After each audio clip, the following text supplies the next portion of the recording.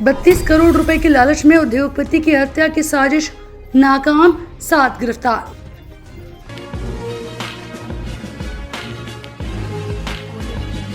जय जिनेंद्र, आप देख रहे हैं प्रवासी एकता लाइव। हर समाज हर खबर देखिए आज की ताजा खबर। गुस्से के उद्योगपति मोहन सिंह लक्ष्मण सिंह परमार पर 24 जुलाई को हुई फायरिंग के मामले में वाली पुलिस ने मुख्य साजिशकर्ता सागर गिरीश भानुशाली समेत 7 आरोपियों को गिरफ्तार किया है। पुलिस के अनुसार 32 करोड़ रुपए के लेन देन और कंपनी पर कब्जे के लिए हत्या की साजिश रची गई थी। मामले में मुख्य शूटर सुजीत देवेंद्र भाई पांडे और हथियार सप्लायर मनोज मूलचंद ठटेरा को उत्तर प्रदेश के बलिया और आजमगढ़ से गिरफ्तार किया गया है। यह कार्रवाई पुलिस आयुक्त निकेत कौशिक, अतिरिक्त पुलिस आयुक्त संजय शंत्रे, डीसीपी अशोक वीरकर और वरिष्ठ पुलिस निरीक्षक दिलीप घुगे के नेतृत्व में वाली पुलिस ने की। नावाची एक कंपनी डायमंड इंडस्ट्रियल इस्टेट या ठिकाणी वसईपूर्व एरियामध्ये आहे।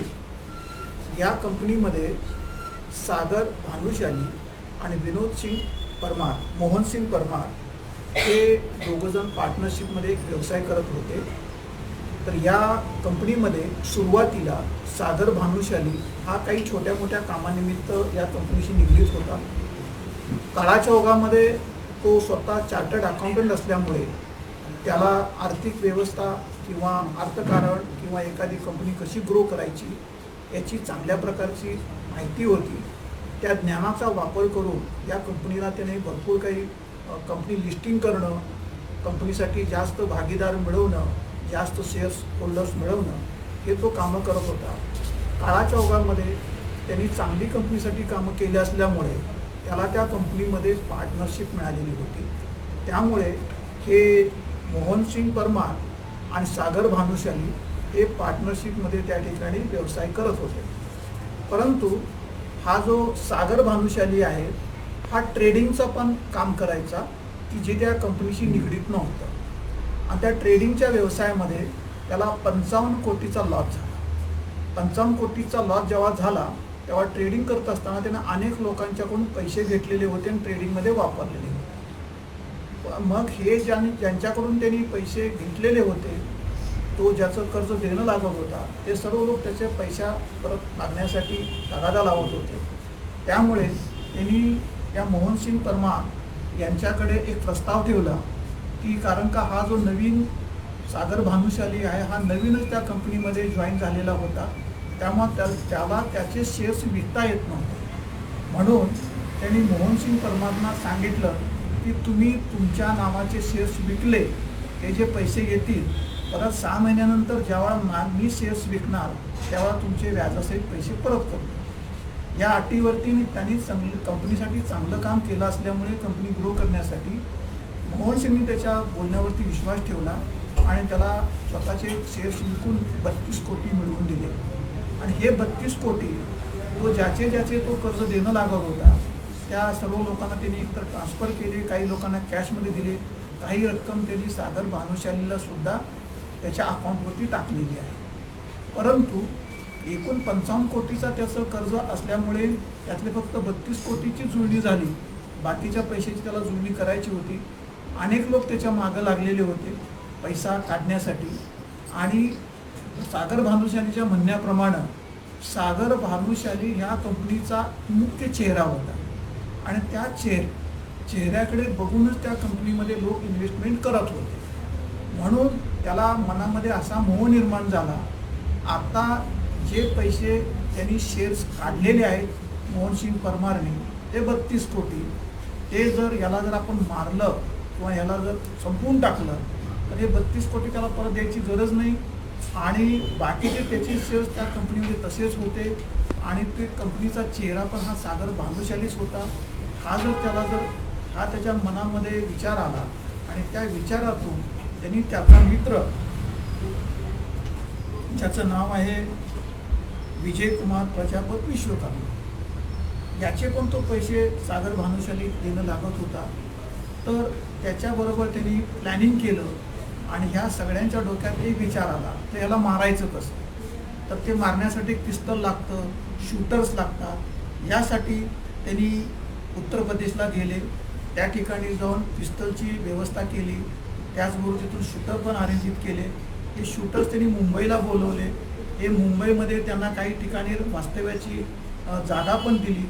त्याचबरोबर या सागर भानुशालीनी त्यांना या मोहनसिंग परमारची इंडस्ट्रियल जी कंपनी आहे, ज्या कंपनीमध्ये तो स्वतःही भागीदार आहे, त्या कंपनीचं ठिकाण दाखवलं आणि त्याचं बाहेर येण्या जाण्याचा जो काही मार्ग आहे किंवा कंपनीतून तो कधी बाहेर पडतो ही सगळी त्याला इत्थंभूत माहिती दिली. 2-3 वेळा त्याने रेखी केली व्यवस्थितपणे आणि एके दिवशी त्यांनी जो शूटर आयोजित केलेला होता तो सुजित देवेंद्रभाई पांडे आणि त्याला गाडी चालवण्यासाठी अनुप वीरेंद्र प्रजापती ह्या दोघांनी तिथे येऊन एक अर्धा तास डबा धरला, पूर्ण टेहळणी केली आणि त्या मोमेंटला तो 8 वाजता संध्याकाळी मोहनसिंग परमार तो आपल्या गाडीकडे आला, कंपनीतून बाहेर पडला. त्याच वेळेला या सुजित पांडेंनी त्यांना हाक मारली, अगदी जवळून हाक मारली आणि जशी हाक मारली तसं त्यांनी त्याच्याकडे बघितलं. लगेच तो त्याच्या जवळ गेला आणि त्याच्या छातीच्या जवळ जाऊन त्यांनी गोळी मारण्याचा प्रयत्न केला. एकंदरीत तेव्हा जी काही हालचाल झाली तेव्हा ती गोळी छातीला बसली नाही, ती छातीच्या बाजूला बसली. परंतु दुसरी तो गोळी जेव्हा मारू लागला तेव्हा पिस्टल ब्लॉक झालं. मग त्यांनी खाली पडलेल्या मोहनसिंगच्या डोक्यामध्ये पिस्टलच्या बटनी जोरदार हल्ले केले, जेणेकरून त्याचे तिथंसुद्धा फ्रंट म्हणजे जे कपाळ आहे त्या कपाळावरती सुद्धा जखमा चांगल्या स्वरूपाच्या झालेल्या आहेत की जेणेकरून तो जिवंतच राहू नये. परंतु ही जी गोळी आहे ती गोळी आरपार शरीरातून बाहेर पडलेली नव्हती. त्याचं शरीर जरा एकदमच जाडजूड असल्यामुळे ती गोळी शरीरामध्ये पास करत करत ती त्याच्या त्या स्पाईनपर्यंत पोचली, मणक्यापर्यंत पोचली आणि तिथंच ती थांबली. त्यामुळे उपचार हे रिद्धी विनायक म्हणून जे हॉस्पिटल आहे नालासोपारा, तिथल्या डॉक्टरांनी खूप चांगलं काम केलं आणि आज तो माणूस सुस्थितीत आहे.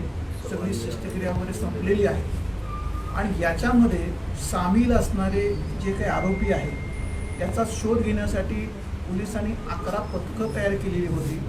प्रत्येक पथकाला वेगवेगळ्या प्रकारचं काम दिलेलं होतं.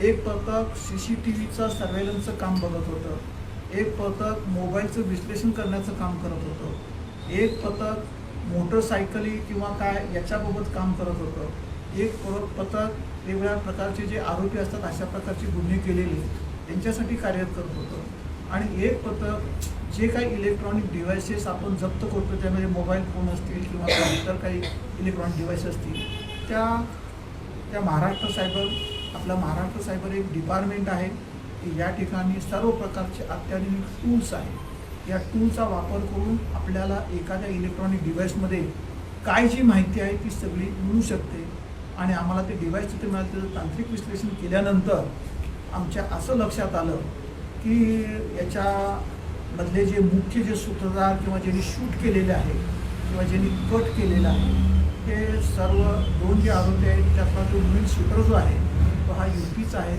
आणि तो बलियाचा राहणार आहे. त्याचं नाव आहे सुजित देवेंद्रभाई पांडे. त्याला इथल्या STFच्या मदतीनं आमची टीम पाठवून आपण त्याला अटक केलेली आहे. त्याच्याबरोबर दुसरा एक UPमध्येच राहणारा माणूस आहे की ज्यांनी पिस्टल उपलब्ध करून देण्यासाठी प्रयत्न केलेले होते. त्याचं नाव आहे मनोज मुलचंद ढडेरा. यालासुद्धा आजमगडमधून अटक केलेली आहे. याच्यामध्ये UP पोलिसांची जी STFची टीम आहे त्यांनीसुद्धा महाराष्ट्र पोलिसांना, मीरा भाईंदर पोलिसांना, वसई पोलिसांना खूप चांगल्या प्रकारे मदत केलेली आहे. त्याबद्दल त्यांचेही आम्ही आभार मानतो आहे. आणि अशा प्रकारे या गुन्ह्यातील 6 आरोपी आम्ही आत्तापर्यंत अटक केलेले आहेत आणि बाकीचा जो पुरावा आहे किंवा ह्यांनी कट कुठे रचला, गाडी कुठे सोडली, गाडी सध्या कुठे आहे किंवा पिस्टल कुठे आहे, निश्चितपणे या सगळ्या गोष्टी तपासात निष्पन्न होतील. सध्या महत्त्वाचा जो आरोपी मिळणं गरजेचं होतं ते सर्व आरोपी आता आमच्या कस्टडीमध्ये आहेत.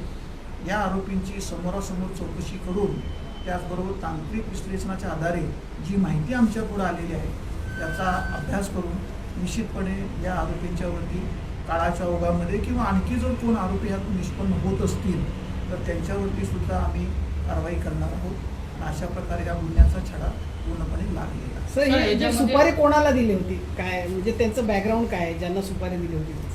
ज्याला नाही, सुपारी कोणत्या गँगशी वगैरे संबंधित आहेत का? सागर भानुशालीनीच ही सगळी योजना या मनोज कुमार विजय कुमार विश्वकर्माच्या पुढे मांडलेली होती आणि ह्या विजय कुमारने हा प्लॅन सगळा तयार केला ह्या दोघांनी मिळून.